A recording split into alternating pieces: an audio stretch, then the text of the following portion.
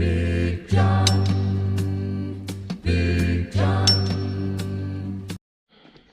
All right, well, good Saturday morning, everybody. Back out here in the barn, handful of tools, and what we're doing is we're checking the gearboxes. So what this consists of is, yes, just like it says, checking the gearboxes. So there's a plug on top of every one of these row units.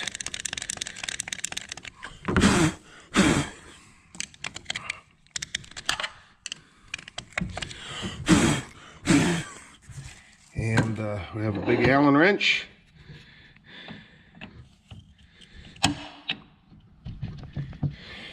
And a cheater pipe.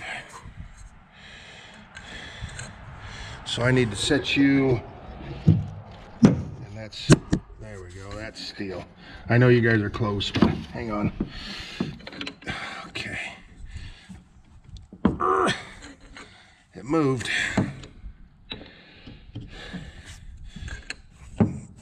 My Allen wrench needs to be a little longer. Let me put you guys, how's that? There we go.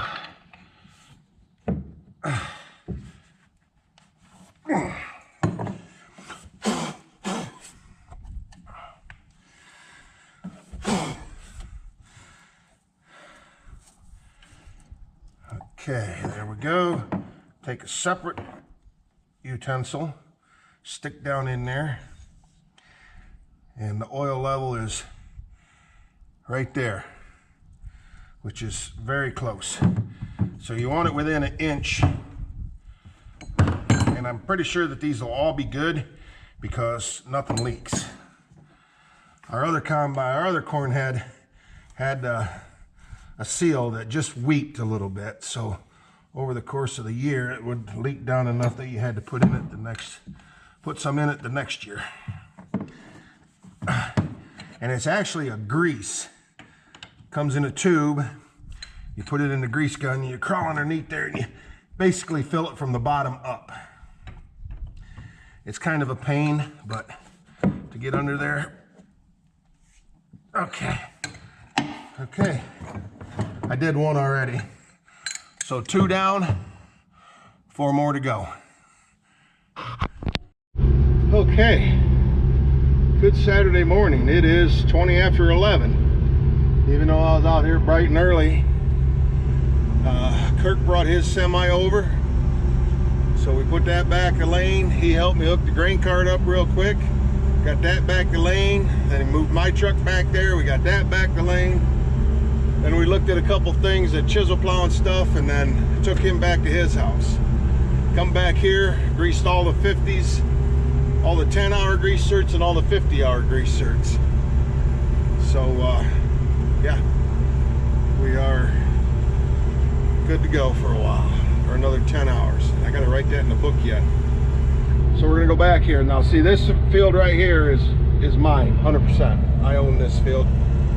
The rest of that corn, from the corner of that woods across to about the back of the semis, there's 13 acres there and 13 acres across there. We farm it as one field, one L-shaped field. So there's 26 acres. So that's what we're gonna take off. That is me and Dad 50-50. So we're gonna get that knocked out. 26 acres. We get that knocked out, maybe then we'll tackle this 9-acre patch here. 8. Well, yeah, it was 9, and then we put a buffer strip over there along a filter strip along the creek, the ditch, the canal. So it's 8.5, 8.2. And yeah, so we'll get back here and get busy.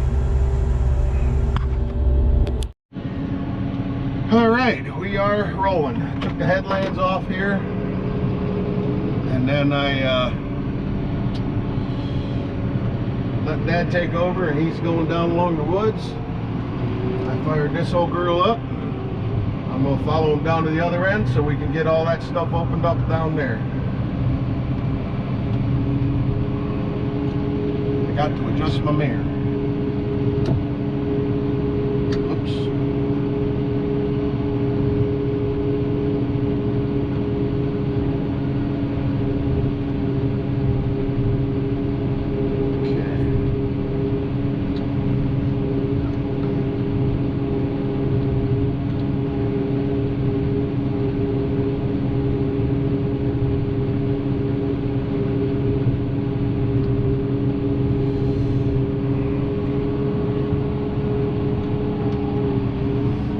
Combine's doing a real good job. The cobs are clean. I kept opening the cylinder up yesterday and slowed it down. We were getting some fines, some ground up stuff. So that's pretty much gone. The sample's really clean.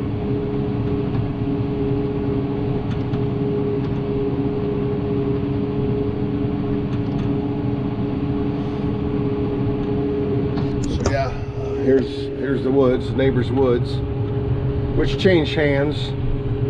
I told him I'd buy it, but that didn't happen. So, yep, Ruckus is out here running with us. Max is in the house.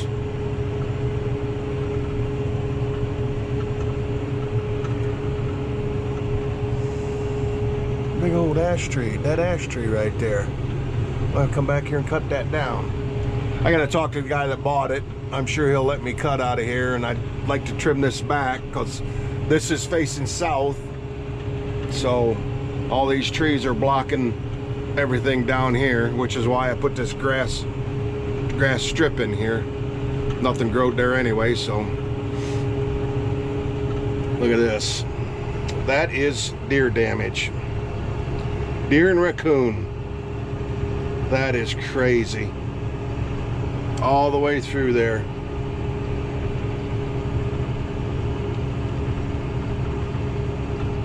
Every year is like that.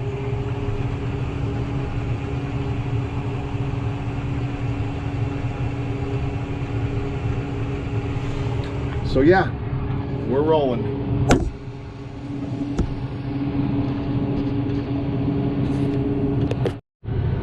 Here's a cool fact. Back on the other side of the road, there used to be eagle's nest over there for a lot of years. And about 3 years ago, the tree broke off. It didn't fall, it just broke and went like that. The wind took it. The nest got destroyed. They built a nest over there. I don't know if you can see it. There's actually 2 eagles in that tree. Well, when the leaves fell off a couple weeks ago, there's a nest up in that oasis right there. It's just a wooded lot in the middle of that field over there, the neighbor's field. There's a nest up there. Pretty sure they had youngins. So yeah, there's well, I don't know if I can zoom in. I wish I could zoom in while I was recording, but I can't. Anyway, just a neat seeing them around. When we were running beans, they were 2 of them chasing rabbits out there and mice and everything else. All right, well, it's now 10 after 2. We got back in that far corner, back in there, and Dad had some trouble. Got a bunch of stuff, hit the wrong button, got the head tilted, you know, because with a big 30-foot platform, the head tilts, got a bunch of dirt in it. And he got all disgusted and jumped out and said a few words I can't say and told me to run it.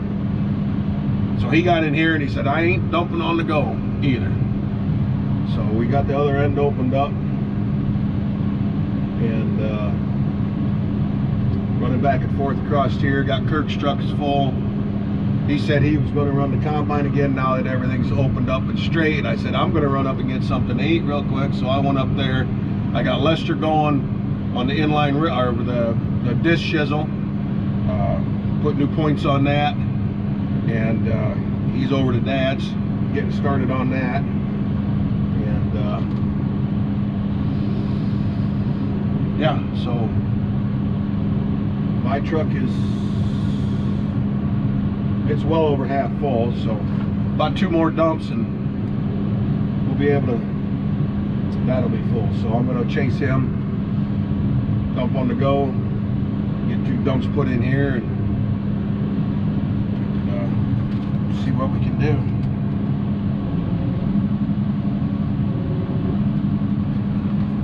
We'll see you up then. All right, had a chain jump. Top of the feeder house, the beater on the top of the feeder house. Had a chain stretched. So I told him to take it up to the barn. We're gonna have to take a link out of it.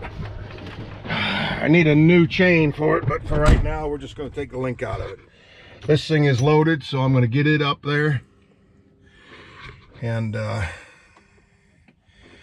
wait, click, click, beep, beep. I don't know if it hurts to start them before all that stuff's done or not, but I usually will try and wait.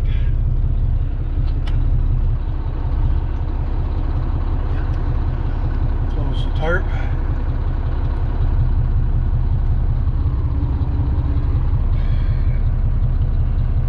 All right. Anyway, we'll see you up there. Okay, yeah. So the adjustment's all the way out. I never even noticed it. So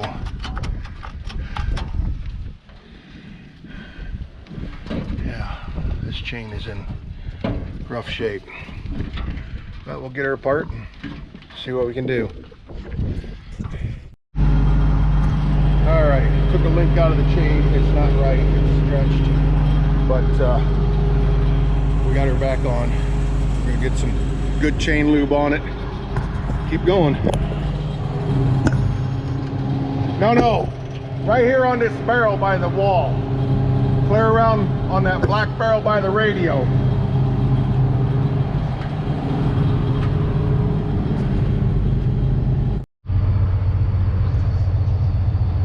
Nice ride.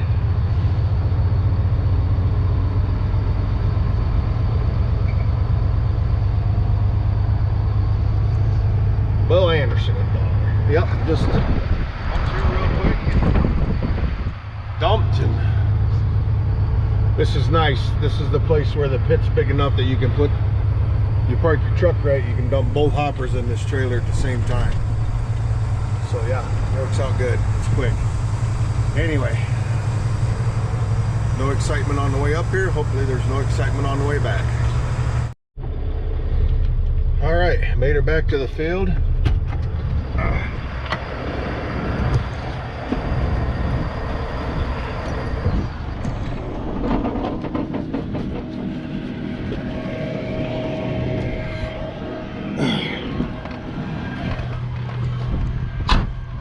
Get out of one buggy, get in the other.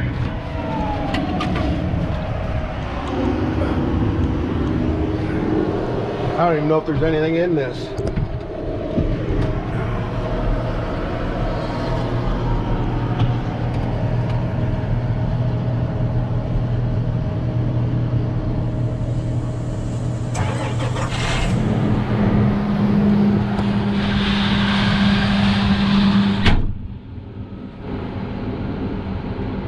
Is there anything in the grain cart?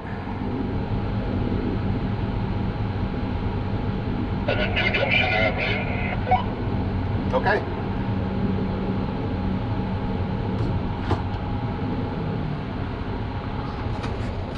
All right, so Dad said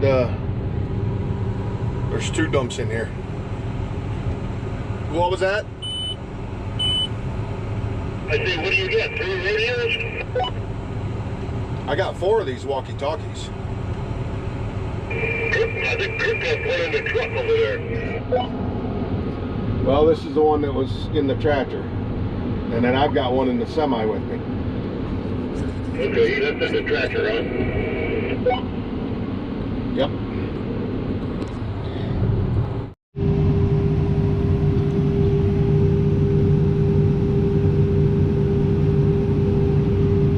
Corner's yielding a lot better than I thought. When I was going across some headlands on that end, I was up in the mid 200s. Everything else has been 180s, but still, I mean, for sand, as dry as we were, but this sand it's not flow sand. It's hard to explain. There's springs in these sand hills. In the springtime, they weep, and it's about halfway down the hill on either side. The water will weep out of them. So anyway, yeah, we're dumping. I wish I had that running about 2 weeks straight at that much corn.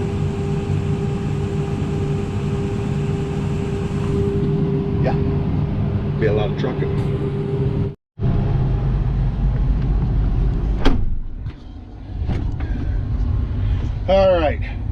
half a tank of fuel.